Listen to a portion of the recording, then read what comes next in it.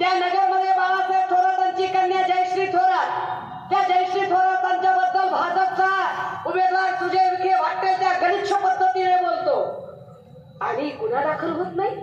उलट जयश्री थोरातवरच गुन्हा दाखल केला जातो.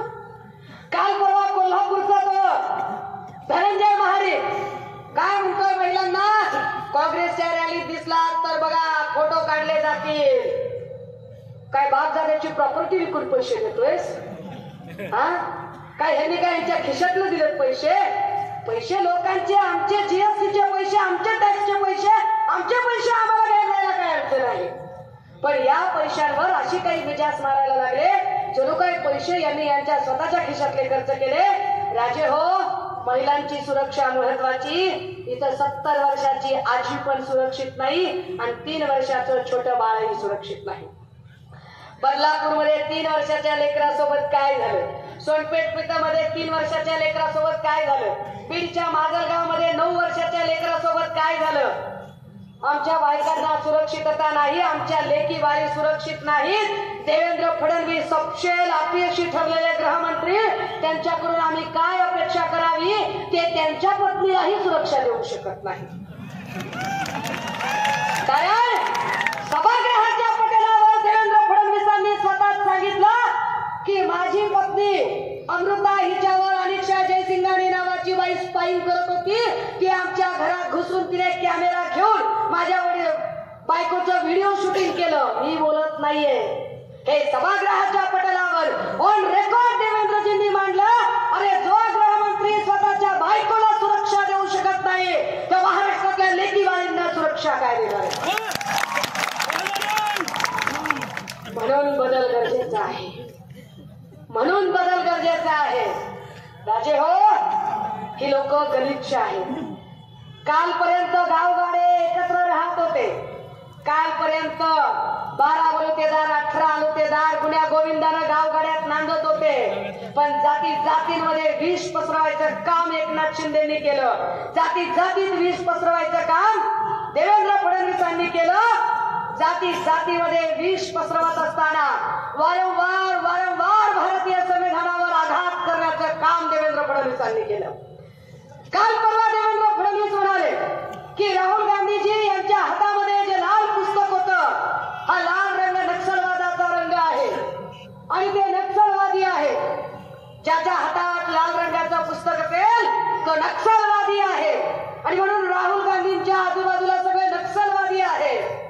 दादा हो, अरे तुमच्या माझ्या रक्ताचा रंग लाल आहे, मग काय अंगातलं सगळं लाल रक्त काढून टाकायचं काय?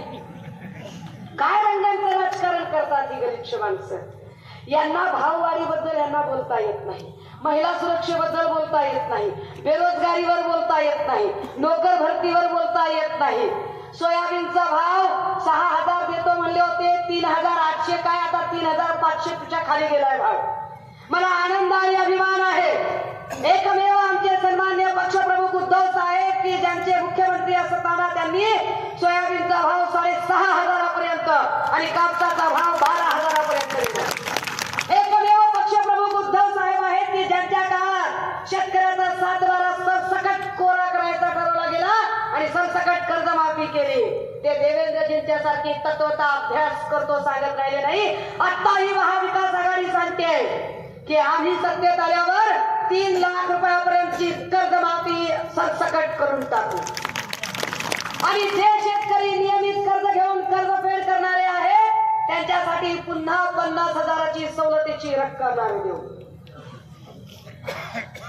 ते देऊच शकत नाही, त्यांना स्वतःच कमी पडलेलं आहे. आणि हे रंगांचं राजकारण करतात.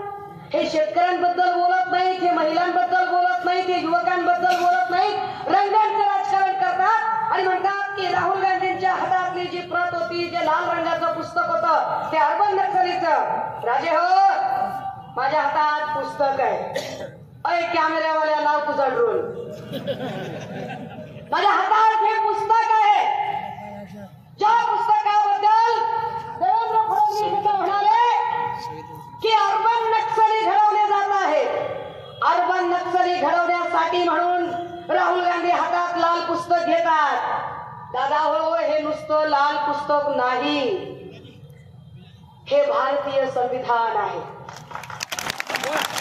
हे भारतीय संविधान आहे.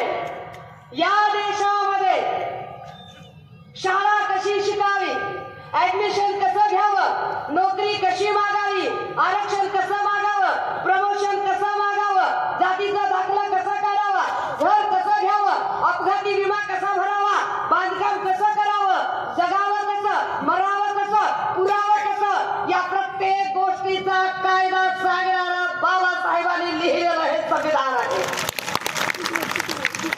देवेंद्र फडणवीस, जेव्हा तुम्ही हे पुस्तक हातात घेणाऱ्याला अर्बन नक्सली म्हणताय, तेव्हा तुम्ही या संविधानाचा अपमान करताय.